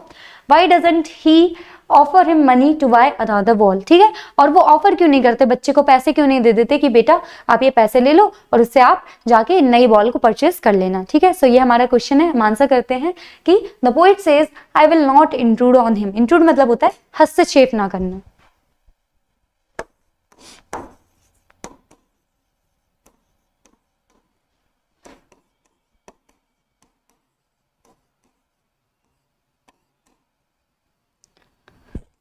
हस्तक्षेप करना। ठीक है, सो वो बोलते हैं आई will not intrude on him, कि मैं जाके बिल्कुल उसको डिस्टर्ब नहीं करूंगा, बिल्कुल हस्तक्षेप नहीं करूंगा। क्यों?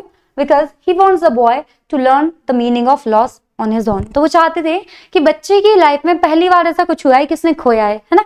इतनी छोटी एज में बच्चे ने अपनी बॉल खो दी है, जिसके साथ बहुत सारी मेमोरीज उसकी बनी थी, बहुत सारी यादें जुड़ी हुई थी। तो वो चाहते थे कि पहली बार उसने कुछ लाइफ में खोया है ना, तो वो खुद इस चीज को रियलाइज करे कि loss of things is a part of life, है ना? कि loss is a part of life, कि किसी चीज को खो देना जिंदगी का एक हिस्सा है। मतलब जिंदगी में बहुत सारी बार ऐसा कुछ होगा कि आप कई बार अपनी चीजों को खो दोगे जो आपके लिए बहुत ज्यादा इंपॉर्टेंट है, और उन लोगों को खो दोगे जो आपके लिए बहुत ज्यादा इंपॉर्टेंट है। जैसे आप मतलब किसी के रिलेटिव की डेथ हो जाती है, तो भी वो खो देता है उसको हमेशा के लिए। तो पोइट चाहते थे कि बच्चों को ये पता चले कि ये जो लॉस है ना, लाइक आप चीजों को खो देते हो, इंसानों को खो देते हो, it is part of life. Loss part of life है, और वो चाहते थे कि बच्चा खुद इस चीज को सीखे कि loss is a part of life. Okay, so he wants the boy to learn the meaning of loss on his own. वो चाहते थे कि बच्चे को समझ आए कि लॉस क्या होता है। ठीक है, और वो इस चीज को खुद ही समझे। Next, he does not offer him money to buy another ball because according to him money और अनदर वॉल इज वर्थलेस। ठीक है, तो उन्होंने उसको पैसे ऑफर नहीं किए, ताकि उनको ऐसा लगता था कि मैं जाके पैसे दे दूंगा, बच्चा दूसरी बॉल रीपरचेज कर लेगा, है ना, फिर से जाके बॉल को खरीद लेगा। बट वो बिल्कुल बेकार है। क्यों? क्योंकि बच्चे ने अपनी बॉल को खोया है, और उस बॉल से, जो बॉल उसके पास में थी, उससे उसकी बहुत सारी यादें जुड़ी हुई थी। तो मेरा पैसा देना तो उसको बेकार है ना, क्योंकि नई बॉल भी वो यादें वापस लेके नहीं आ सकती जो यादें उसने अपनी पुरानी बॉल के साथ बनाई हैं। इसलिए बोलते हैं कि ये बिल्कुल बेकार है उसको पैसे देना, इसलिए मैंने उसको पैसे ऑफर नहीं किए, पैसे नहीं दिए। ठीक है, तो ये हमारे क्वेश्चन का आंसर था। The poet says I will not include on him because he wants the boy to learn the meaning of loss on his own. वो चाहते थे कि बच्चा खुद सीखे कि लॉस का क्या मीनिंग होता है, लॉस का क्या मतलब होता है, वो खुद से ये बात सीखे। He does not offer him money to buy another ball because according to him money और अनदर बॉल इज वर्थलेस। क्यों? क्योंकि उनके हिसाब से कि नई बॉल वो खरीद लेगा पैसे से, या मैं उसको पैसे दे दूं, तो ये सब चीज क्या है, बिल्कुल वर्थलेस है। क्यों? क्योंकि वो नई बॉल जो पैसे से खरीदेगा बच्चा, वो पुरानी बॉल के साथ जो भी मेमोरीज बनाई है बच्चे ने, वो उन मेमोरीज को वापस नहीं लेके आ सकती। तो बोलते हैं ये सब बेकार है। ओके,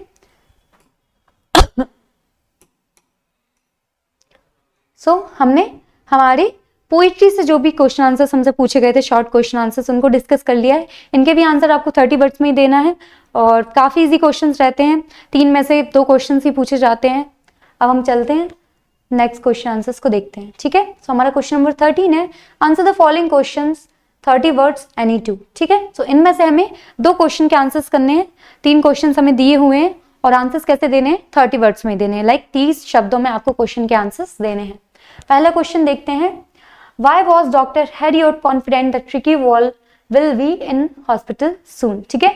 सो डॉक्टर हैरियट को ये कैसे कंफर्म था, ये बिल्कुल कैसे कंफर्म थे उस बात को लेके कि जो ट्रिकी है वो हॉस्पिटल में होगा, मतलब जल्दी से एडमिट हो जाएगा हॉस्पिटल में, ऐसा उनको क्यों लग रहा था, वो उसको लेके कॉन्फिडेंट क्यों थे, ये हमारा पहला क्वेश्चन है। नेक्स्ट क्वेश्चन है, what story did the lady tell Horace Danby to get the jewels, ठीक है। तो उनकी ज्वेलरी वगैरह लेने के लिए उन्होंने क्या स्टोरी बताई हॉरेस को, तो ये पूछा गया है कि जो औरत है उसने क्या कहानी बताई हॉरेस डैनवी को अपने ज्वेल्स लेने के लिए, ठीक है, to get the jewels. Next question, how do you assess Griffin as a scientist, ठीक है।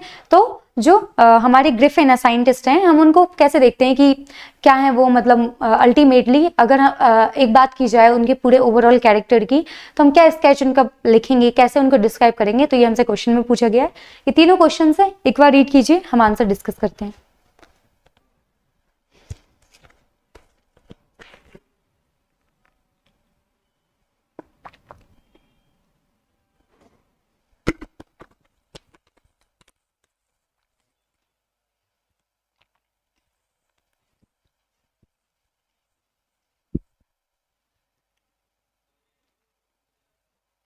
ओके, सो पहले फर्स्ट क्वेश्चन का आंसर देखेंगे। जनरली आपको तीनों में से 2 क्वेश्चन के ही आंसर देने हैं, तो जो भी आपको सुटेबल लगे उसको आप ऑप्ट कर सकते हैं और उसका आंसर दे सकते हैं। अभी हम तीनों क्वेश्चंस के आंसर डिस्कस करेंगे 1 by 1। Next, so why was doctor Herriot confident that Tricki will be in the hospital soon, है ना। तो वो क्यों कॉन्फिडेंट थे कि जो ट्रिकी है वो हॉस्पिटल में होगा जल्दी, ठीक है। सो इसका आंसर हम देखेंगे कि doctor James Herriot was confident that Tricki will be hospitalised soon because her condition was worse, क्योंकि जो ट्रिकी है उसकी कंडीशन पूरी तरीके से बिगड़ चुकी थी, इसलिए वो बहुत ज्यादा कॉन्फिडेंट थे इस बात को लेके, उनको पूरा विश्वास था कि अब जल्दी से ये हॉस्पिटलाइज होने वाला है, क्योंकि इसकी जो कंडीशन है वो पूरी तरीके से खराब हो चुकी है, लाइक वो बहुत ज्यादा बीमार है, ऐसा। So Mrs Pumphrey gave her everything to eat and does not have her exercise and this made Tricky fat like a bloated sausage, ठीक है। तो बोलते हैं कि जो मिसेस पंफ्री हैं, ठीक है, उन्होंने क्या दिया है, ट्रिकी को सब कुछ खाने के लिए दिया है, ठीक है, सब कुछ खाने के लिए दिया है, बट बिल्कुल भी एक्सरसाइज नहीं कराई है। तो वो क्या है, मतलब हम बोलते हैं जो सॉसेज है ना, वो जब फूल जाता है तो कैसा लगता है, तो उससे कंपेयर किया गया है कि उसकी तरह वो हो गया है, क्योंकि बहुत ज्यादा कुछ उसको खिलाया गया है, बट ट्रिकी को बिल्कुल भी एक्सरसाइज नहीं करवाई गई है, उसको बिल्कुल भी इधर उधर नहीं घुमाया गया। इसकी वजह से क्या हो गया है, वो ब्लॉटेड सॉस की तरह दिख रहा है, एक फूले हुए सॉसेज की तरह वो दिख रहा है, ठीक है। सो ये हमारे क्वेश्चन का आंसर है, ठीक है, ये हमारे क्वेश्चन का आंसर है कि doctor James Herriot was confident that Tricki will be hospitalised soon because her condition was worse, उसकी जो कंडीशन थी वो बहुत ज्यादा बिगड़ चुकी थी। Next, mister Pumphrey gave her everything to eat, उन्होंने सब कुछ खाने के लिए दिया था मिसेस पंफ्री ने, लेकिन उसको बिल्कुल भी एक्सरसाइज नहीं कराई थी, ओके। इसकी वजह से क्या हो गया था, वो किसकी तरह दिखने लगा था, मेड ट्रिकी फैट लाइक अ ब्लॉटेड सॉसेज, ठीक है। तो जब सॉसेज फूला हुआ सॉसेज कैसा दिखता है, उसकी तरह ट्रिकी दिख रहा था, ओके। हमारा फर्स्ट क्वेश्चन है, इसको हमने आंसर किया। अब नेक्स्ट क्वेश्चन देखते हैं, what story did the lady tell Horace Danby to get the jewels, ठीक है। तो अपनी ज्वेलरी लेने के लिए उन्होंने क्या स्टोरी बताई हॉरेस डैनवी को, ये हमसे क्वेश्चन में पूछा गया है। So the lady told Horace an interesting story, interesting मतलब होता है रोचक, है ना, रोचक या दिलचस्प दोनों बोल सकते हैं।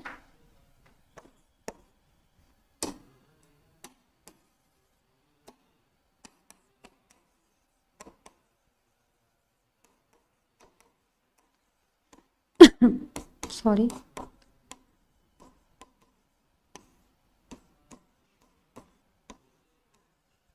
ठीक है। So the lady told Horace an interesting story, she told that her jewels were lying in the safe which she needed at once, ठीक है, कि जो उनकी ज्वेलरी है, जो उनके जितनी भी ज्वेलरीज वगैरह होंगी वो कहाँ पे रखी हुई है, सेफ में रखी हुई है, ठीक है, जो भी तिजोरी बोला जाता है। सेफ क्या होती है, आपकी तिजोरी को बोला जाता है सेफ। तो बोलती है कि तिजोरी में रखी हुई है मेरी जितनी भी ज्वेलरी वगैरह हैं, और वो उनको अभी के अभी चाहिए, एक ही बार में, बोलती है नीडेड एट वंस, अभी मुझे एक बार में उसकी जरूरत है। She told that her jewels were lying in the safe, बोलती है जो भी मेरी ज्वेल्स है वो किस में रखी हुई है, पिंजरे में रखी हुई है, and she needed at once, है ना, और उनकी उन ज्वेल्स की उनको अभी के अभी ज़रूरत है। Next, she also told that she had forgotten the number two open the safe, और वो बताती हैं कि जो तिजोरी को खोलने के जो नंबर्स रहते हैं ना वो मैं पूरी तरीके से भूल गई हूँ। ठीक है, she also told that she had forgotten, वो भूल गई है numbers to open the safe, है ना। तो तिजोरी को खोलने के लिए जो भी नंबर्स वगैरह लगते हैं, लाइक पासवर्ड वगैरह होगा, उसमें नंबर डालते होंगे तब वो ओपन होगा, तब उसका डोर ओपन होगा, तो उसमें जो भी नंबर्स हैं, जो भी पासवर्ड है, वो पूरी तरीके से भूल गई हैं। ये भी काफी इजी क्वेश्चन था। ओके, नेक्स्ट क्वेश्चन देखते हैं हम। Question third, how do you assess Griffin as a scientist. ठीक है, तो हम मतलब अगर हम बोलें एज अ साइंटिस्ट उनकी बात की जाए, किसकी, ग्रिफिन की, एज अ साइंटिस्ट वो कैसे, हमें ये बताना है। ठीक है, कि वो कैसे साइंटिस्ट हैं, बहुत अच्छे टैलेंटेड हैं या फिर बहुत अच्छा काम नहीं करते हैं। तो अल्टीमेटली एज अ साइंटिस्ट वो कैसे, हमें ये बताना है कि how do you assess Griffin as a scientist. So Griffin was a brilliant scientist, हम क्या बोलेंगे कि वो बहुत ज़्यादा ब्रिलियंट थे, मतलब बहुत ज़्यादा टैलेंटेड थे वो। So Griffin was a brilliant scientist as he discovered the scientific formula to make a human body invisible. ठीक है, सो उन्होंने एक फॉर्मूला ढूंढ लिया था जिसको यूज करके वो क्या कर सकते थे, ह्यूमन बॉडी को क्या कर सकते थे, इनविजिबल कर सकते थे। इनविजिबल मतलब अदृश्य कर सकते थे। तो एक फॉर्मूला उन्होंने ढूंढ लिया था जिससे वो किसी भी इंसान को इनविजिबल कर सकते थे, अदृश्य कर सकते थे। सो अल्टीमेटली अगर किसी ने इतनी अच्छी डिस्कवरी की हो तो फॉर श्योर हम बोल सकते हैं कि वो क्या है, बहुत ज्यादा ब्रिलियंट है। ठीक है, सो वही यहाँ पे बताया गया है कि Griffin was a brilliant scientist as he discovered the scientific formula to make a human body invisible. ठीक है, सो उन्होंने एक फॉर्मूले की खोज की थी जिसकी मदद से हम क्या कर सकते थे, किसी भी ह्यूमन बॉडी को क्या कर सकते थे, अदृश्य कर सकते थे, इनविजिबल कर सकते थे। This was indeed a big achievement in science. ठीक है, तो हम विज्ञान की अगर बात करें, साइंस की बात करें, तो साइंस के केस में ये जो अचीवमेंट है, ये जो उपलब्धि है, डेफिनेटली बहुत ज्यादा बड़ी है। ठीक है, so this was indeed a big achievement in science, है ना। तो विज्ञान में ये बहुत बड़ी उपलब्धि थी, but it seem to enjoy the feeling of power when he became invisible. ठीक है, तो फिर फाइनली लेकिन जब वो इनविजिबल हो गए ना, तो उनको शक्ति का एहसास हुआ कि वाओ, मैं तो कितना पावरफुल हूँ इस तरीके से। तो बोल रहे हैं but he seem to enjoy the feeling of power when he become invisible. ठीक है, सो ये हमारे क्वेश्चन का आंसर था।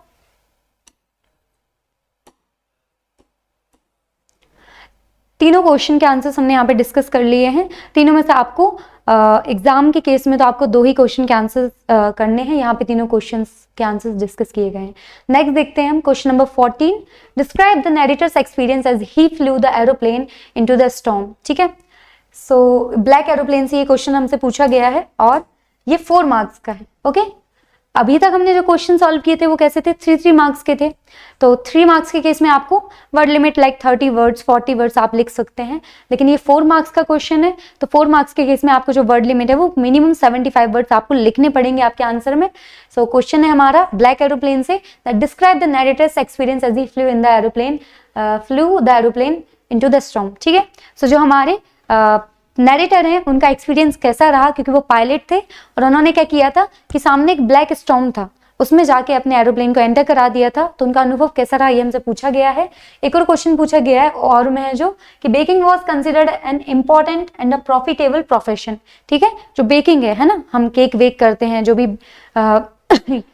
डेयरी प्रोडक्ट्स वगैरह की हेल्प से हम बेक करते हैं, उसका बोला गया है कि जो बेकिंग है ना वो उसको बहुत ज़्यादा इंपॉर्टेंट प्रोफेशन कंसिडर किया जाता है, वो बहुत ज़्यादा प्रॉफिट भी मिलता है इसमें। So considered as an important profitable profession in traditional Goa village explain, है ना। तो इस चीज़ को हमें एक्सप्लेन करना है और इसका भी आंसर हमें 75 वर्ड में देना है, क्योंकि सेम ये दोनों क्वेश्चंस और में हैं और दोनों ही 4 मार्क्स के हैं। तो कोई सा एक क्वेश्चन का आंसर आपको एग्जाम में देना होगा और उसको आपको 75 वर्ड्स में लिखना होगा। ओके, सो हमारा जो फर्स्ट क्वेश्चन है ब्लैक एरोप्लेन से जो लिया गया है उसका आंसर देखते हैं हम। Describe the narrator's experience as he flew the aeroplane into the storm in about 75 words. Okay, so as the pilot narrator. ठीक है, तो जो नैरेटर है वही पायलट थे, उन्होंने अपना एक्सपीरियंस बताया था। So as the pilot narrator enter the storm his plane started jumping and twisting. ठीक है, तो क्या होता है, स्टॉर्म में जो रहता है बहुत सारी तेज तेज हवाएं चलती रहती हैं। ठीक है, तो जैसे ही वो उसके अंदर अपने एरोप्लेन को एंटर कराते हैं तो क्या होता है कि जो एरोप्लेन है वो एकदम से जंप करने लगता है और ऐसे ट्विस्ट करने लगता है, क्योंकि हवाएं जिस डायरेक्शन में चलेंगी उस डायरेक्शन में एरोप्लेन ट्विस्ट करने लगेगा। तो सेम एक्सपीरियंस हमारे नैरेटर को मिलता है कि उनका जो एरोप्लेन है वो क्या करने लगता है, बहुत ज़्यादा जंप करने लगता है और एकदम ऐसे ट्विस्ट करने लगता है। Next, he could not see anything outside the plane as it was black. ठीक है, सो ब्लैक क्लाउड रहता है, क्लाउड ब्लैक रहता है, उसकी वजह से क्या होता है कि जो हमारे पोएट हैं, सॉरी जो हमारे नैरेटर हैं, उनको कुछ भी नहीं दिखाई देता, पूरा काला काला ऐसा लगता है। जब वो बाहर देखते हैं सब कुछ उनको काला काला नजर आता है, उनको कुछ भी विजिबल नहीं दिखता, सो कुछ भी नहीं दिखाई देता। He could not see anything outside the plane as it was black. When he looked at the compass and other instrument, they had stopped functioning due to the storm. ठीक है, तो storm के कारण क्या होता है कि जितने इंस्ट्रूमेंट्स होते हैं वो सारे काम करने बंद कर देते हैं, इंक्लूडिंग कंपास। कंपास भी बिल्कुल काम नहीं करता। Next, it was a terrible and fearsome, so it was a terrible and fearsome experience for him. ठीक है, तो बहुत ज्यादा हम बोलेंगे दिल दहला देने वाला इस तरीके का और एकदम डराने वाला एक्सपीरियंस था। बहुत ज़्यादा भयभीत हो जाते हैं वो ऐसे इस अनुभव के कारण। सो अल्टीमेटली कि इनका जो एक्सपीरियंस रहा वो बहुत ज़्यादा टेरिबल था, बहुत ज़्यादा फियरसम था। क्यों? क्योंकि वो जैसे ही एंटर कराते हैं अपने एरोप्लेन को तो एरोप्लेन बहुत ज़्यादा ऐसे जंप करने लगता है, ट्विस्ट करने लगता है और सारे इंस्ट्रूमेंट भी फेल हो जाते हैं, तो उनको कुछ भी नहीं समझ आता कि वो कैसे पहुँचेंगे, कैसे फाइनली लैंड करेंगे। सो अल्टीमेटली जो उनका एक्सपीरियंस रहा वो बहुत ज़्यादा टेरिबल और फियरसम रहा। ठीक है, सो 75 वर्ड्स में आपको आंसर देना है, मेक श्योर, क्योंकि 4 मार्क्स का क्वेश्चन है। ठीक है, अगर आप इससे कम लिखेंगे तो आपके नंबर डिडक्ट हो जाएंगे। सो मेक श्योर कि आप वर्ड लिमिट का ध्यान रखें। नेक्स्ट क्वेश्चन देखते हैं कि baking was considered an important and profitable profession in traditional Goa village explain. ठीक है, तो हमें इसको एक्सप्लेन करना है। इसका एक्सप्लेनेशन देख लेते हैं कि baking was really profitable profession as the bread was an important part of the food of the Goan people. है ना, कि ब्रेड सबसे ज़्यादा महत्वपूर्ण था उनके लिए। तो अल्टीमेटली हम बोलें कि अगर ब्रेड की कहीं पे अवेलेबिलिटी है ना, अगर कहीं पे प्रचुर मात्रा में कोई चीज़ पाई जाती है तो उसका बिजनेस या कुछ उससे रिलेटेड कोई भी जॉब की जा सकती है ना, क्योंकि आपको रॉ मटेरियल मिल गया। तो वो वही बोल रहे हैं कि baking was really profitable profession as the bread was an important part of food of the Goan people. है ना, तो ये जो इस विलेज के जो लोग हैं उनकी फूड का बहुत बड़ा हिस्सा था ब्रेड। लाइक जैसे हम लोग दाल चावल सब्जी रोटी खाते हैं, ठीक है, तो हमारे खाने में या तो रोटी सब्जी होनी चाहिए या दाल चावल होनी चाहिए। तो ये मेन, हम बोलेंगे ये मेन कोर्स है हमारा, है ना। इससे हमें लगता है कि हमारा पेट भरा, हमें इन दोनों में से कुछ तो खाने के लिए मिलना चाहिए। सो अल्टीमेटली इन लोगों के केस में क्या है कि ब्रेड बहुत बड़ा हिस्सा है इनके फूड का। Next, the bakers earn well and kept servants. ठीक है, तो जो बेकर्स थे वो बहुत अच्छा कमा लेते थे और नौकरों को भी रखते थे। Next, the families looked happy and prosperous, और उनकी जो फैमिली थी वो एकदम खुश दिखती थी, हैप्पी दिखती थी। और प्रॉस्पेरस मतलब जब इनफ पैसे होते तो बोलते प्रॉस्पेरिटी की कंडीशन है, तो प्रॉस्पेरस दिखती थी। दे नेवर स्टार्व्ड, और उनको कभी भी खाने की कमी नहीं हुई, है ना। स्टार्व मतलब भूखे रहना, तो कभी भी उनको खाने की कमी नहीं हुई, कभी भी वो लोग भूखे नहीं रहे। ठीक है, ये हमने डिस्कस किया। सो अल्टीमेटली जो हमारा सेक्शन डी था यहाँ पे कंप्लीट हुआ।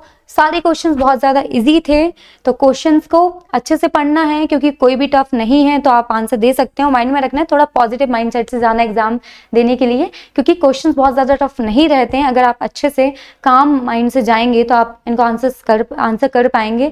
लैंग्वेज की प्रॉब्लम नहीं है, आप सिंपल लैंग्वेज में अपना आंसर लिखिए। जस्ट वर्ड लिमिट का ध्यान रखिए कि अगर 3 मार्क का क्वेश्चन है तो आपको 30 वर्ड में आंसर लिखना है। मिनिमम 30 वर्ड तो आपको लिखने पड़ेंगे, और अगर अगर आपका 4 मार्क का क्वेश्चन है तो आपको 75 वर्ड मिनिमम लिखने पड़ेंगे आपके आंसर के लिए। ठीक है, सो हमने सेक्शन डी डिस्कस किया। मिलते हैं नेक्स्ट क्लास में। Bye bye, take care.